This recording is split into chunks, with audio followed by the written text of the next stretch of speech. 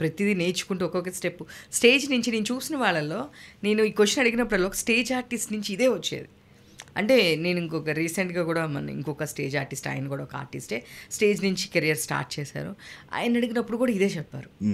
So same answers అనిపించింది అనమాట. అంటే నాకు ఇది అక్కడి నుంచి వచ్చిన వాళ్ళ దగ్గర అంతా ఇదే ఉంటుందా అనిపించింది నాకు. ఈజ్ తీసుకుంటేనే మనకి లైఫ్. నేను ఇప్పుడు ఈరోజు ఈ స్టేజ్లో ఉన్నా అని సేమ్ రెస్పెక్ట్ నేను ప్రతిసారి ఎక్స్పెక్ట్ చేశాను అనుకోండి, కుదరకపోవచ్చు. ఇప్పుడు నేను హీరోగా చేశాను, హీరో నుంచి నేను ఇప్పుడు I push myself to a character artist as a father role. Then sir hero గారు వస్తున్నారు అంటారు, నా ముందే అంటారా? Yeah fine. మీరు నమ్ముతారో నమ్మరో, నేను మనశ్శుడు తర్మ చేసినప్పుడు రామప్రభ గారు నాకు నానమ్మ, అనంత్ నాగ్ గారు నా father. Okay. Super star of Kannada Anant Nag, ఆయన టీవీ సీరియల్ చేస్తే ఆయన నా ఫాదర్ క్యారెక్టరు, ఆయనకి నేను కొడుకు, మా నాన్నమ్మేమో రామప్రభ. పెద్ద కాస్ట్ మధ్యలో నేనున్నా. రామప్రభ గారిని నేను ఫేస్ చేసిన ప్రతిసారి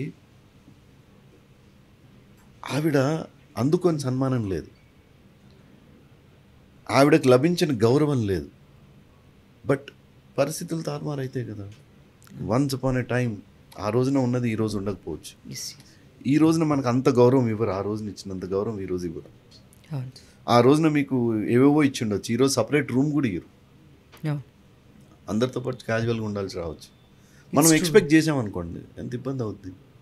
నేను దాంతో కూర్చొని మాట్లాడుకుంటుండే, నేను ఒక్కడనే పక్కన చేరేసుకొని కూర్చొని పిచ్చపాటి మాట్లాడుకునే వాళ్ళం, మాట్లాడుకుంటూ ఉండేవాళ్ళం. ఆ రకంగా చూస్తే నాకు నరసింహరాజు గారు చాలా గొప్పగా అనిపిస్తారు.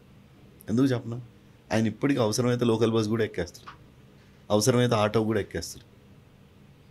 నేను ఒకసారి ఆయన నా ఫాదర్ క్యారెక్టర్ యాక్ట్ చేస్తున్నాడు ఆయన సీరియల్లో, పక్కన కూర్చొని, సార్ అసలు మీరు పున్నమి నాగులో మీరు హీరో, చిరంజీవి గారు విలను, అసలు చిరంజీవి గారేమో మెగాస్టారు, మీరేమో ఈరోజు నా లోహిత్ అనేవాడికి ఫాదర్గా యాక్ట్ చేస్తున్నారు ఇక్కడ. అయితే ఏంటి, యాక్ట్ చేస్తున్నా కదా అంటే మీకు ఎప్పుడు అనిపించలేదా సార్? అవన్నీ పట్టించుకోవద్దు మనం, అవన్నీ పట్టించుకుంటే ప్రాబ్లం అయిపోతుంది అన్నాడు. తర్వాత ఏదో క్యాజువల్గా పిచ్చపాటి మాట్లాడుకున్న టైంలో, సార్ నాకు ఒక్కటి అనిపించింది సార్, మీరు బహుశా చిరంజీవి గారిలాగా ఆ ఫైట్లు డాన్స్లు ఇవి చేయలేక మీరు దూరం అయిపోయి తగ్గించారేమో, అందుకని వేరే వాళ్ళు క్రాస్ చేసుకొని ముందుకు వెళ్ళిపోయారేమో అన్న. మనమంతా నోటిదూలు కదా. అన్న తర్వాత ఏదో ఇట్లాంటివన్నీ చెప్పుకున్న తర్వాత, చిరంజీవి గారు డూప్ లేకుండా యాక్ట్ చేసేవాళ్ళు, మీరు డూప్ పెట్టుకున్నారు అందుకే మీరు హీరో అవ్వలేదు అన్న. అంటే గుర్రపు స్వారీ చేస్తే డూపుని పెట్టేవాళ్ళు అంట, మీరు నా డూప్ ఉంటేనే అది ఇది అన్నానంట.